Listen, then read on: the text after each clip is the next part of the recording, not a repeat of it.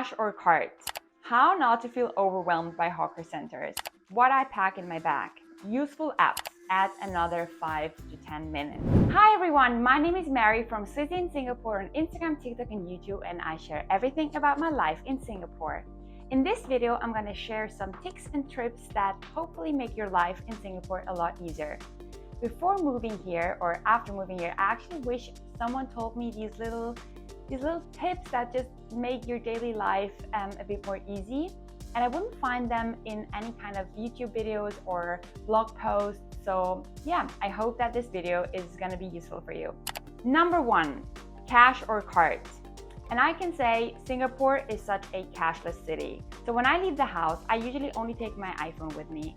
I have one of these very handy iPhone cases where you got 2 pockets where you can put a card and maybe even like a dollar bill inside, and that's basically all I need.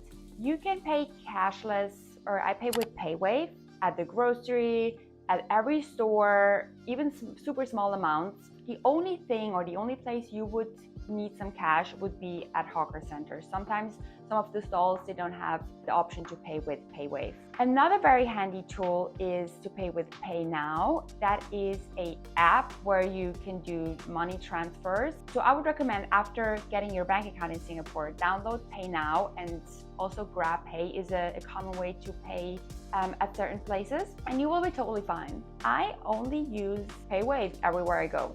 Second point, how not to feel overwhelmed by hawker centers. And I remember my first visit at a hawker center. I got into this place, I saw all the food options, and I was like, where do I start? There are so many options. I don't know what to choose. And I would actually end up always get the same because I knew chicken rice was good, but that's kind of sad because I wanted to try new stuff as well. So my tip there would be, just go to the stall with the most or like the longest queue, because usually that indicates that the food there is very good. And what I would also do is I would stay in the queue and just ask the people or the person in front of me, hey, what are you getting? Or what is special about this dish? I don't know, we would get in a conversation and they would tell me what they would usually get and what is special. That is very handy. But yeah, if you don't feel like talking to a stranger, I can totally understand. Just do the queue. It usually only takes around 10 minutes to do the queue. And another great thing is that they prepare each dish freshly, and you can even see the uncle. The uncle is the cook or like the chef preparing the dish. Prepare it like right in front of you, which I think is great. And again, super cheap, very tasty. Try it out. Point number 3, what I pack in my bag. And that is very simple. An umbrella and a light jacket. An umbrella because it can go from blue sky and to pouring rain within 5 minutes. You would leave the house and think, oh wow, it's like such a sunny day, and 5 minutes later you would be soaked in by the rain. But then it can change again within 5 minutes and go back to blue sky. So I usually have one of these very small pocket umbrellas. It fits in every bag, and trust me, you will be very happy to carry one of these with you. The other thing is a light jacket, because the malls and even the groceries, or if you take a Grab or a cab, it's air conditioned down to sometimes 18, 19 degrees. So even if I go to the grocery store, I just put on a light jacket because otherwise, yeah, you catch a cold or it's just not comfortable. And this is like something I don't understand. The malls, they are so cold and like super air conditioned. Also the restaurants, if you go out for dinner, just pack a light sweater. I also always have in my bag a kind of mint, a fisherman's friend or a Mentos or something to get a fresh breath after you go to a hawker and you get this super tasty garlicky dish. Yeah, you don't want to smell like garlic for the rest of the day. And again, I needed to buy mints because chewing gums are not allowed, or you can't buy them here, which I'm still sad about, but I got over it. Number 4, useful apps. And that, my number 1 is ClassPass. ClassPass is a beauty, health and fitness membership program where you buy so-called credits for an amount of money, and each credit has a certain value. So for example, I can book a Pilates class for 8 credits. And the good thing about this is that you're super flexible. You can try out so many different gym classes.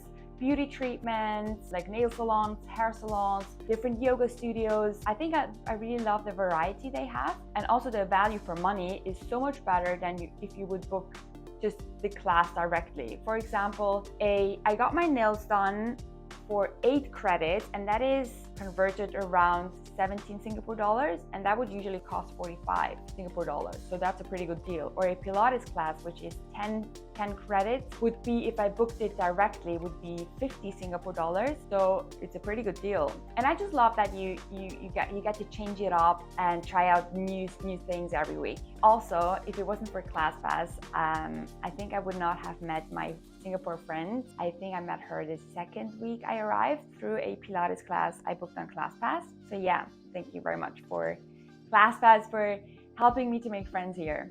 And this is not some kind of sponsor post, but so if anyone from ClassPass sees this, you know where to find me. Another useful app, and I use it daily, is Amazon. You can order anything on Amazon. I also use Amazon Fresh to get groceries, order groceries. They have same-day delivery. You can order like a tomato and it would arrive in 2 hours. I think that's pretty crazy. And Amazon has anything your heart desires, from coffee, I don't know, cleaning stuff, even, I don't know, anything you can think of. There is Lazada, Shopee, and Redmart, which is popular to use to order groceries. I somehow don't get along with their website. I don't know, I just prefer Amazon. So yeah, Amazon is definitely something I use every single day, almost, if I order online. Maybe I should not order online so much. Never mind. My third app I use every single day is Google Maps. And that's probably also because I think you have never met a person with a worse sense of orientation than I have. If I didn't have Google Maps, I think I would be lost by now, 100%. I tried out City Mappers and some other apps, but I didn't get along with them pretty well. So Google Maps has been very accurate and helpful for me to get around. They have all the places you need to search for, and they would guide you directly to the place. Google Maps brings me to my next point, and that is add another 5 to 10 minutes. And I'm from Switzerland, and I'm very punctual, and I love people being punctual. But I realized that I tend to be late here in Singapore, and that is not because I just chill at home and I would, I don't know, watch Netflix, but because everything just takes a bit longer.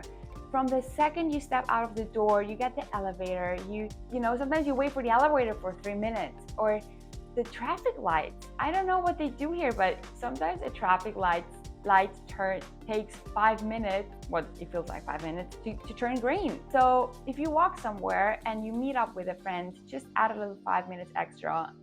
You still won't be early, trust me. And also because, in my opinion, being late is super disrespectful for date or the appointment, or like just your friend you're meeting up with. Somehow gives you the other people the feeling that your time is more worth than theirs, and I don't really like to get that feeling, so I really try to be punctual all the time. Just keep that in mind. My last small tip is try to skip rush hour if you take the MRT. Even 5 to 10 minutes can make such a difference. For example, if you take the MRT at 8 o'clock, try 8:15 or 7:45. It doesn't have to be earlier. It can also be like half an hour later. And the MRT will be less crowded. You will feel so much more relaxed arriving at your appointment. Just switch it up by, I don't know, 5 to 10 minutes. It can really make a difference. I think that was it already. On my Instagram, I actually share a lot more about my personal life, what I do, what I eat, where I travel and experience. So don't forget to follow me on Instagram. It's on Swizzy in Singapore. So yeah, if that video was helpful, click the like button, subscribe my channel. I will upload similar videos every week. And yeah, I hope to see you in the next one.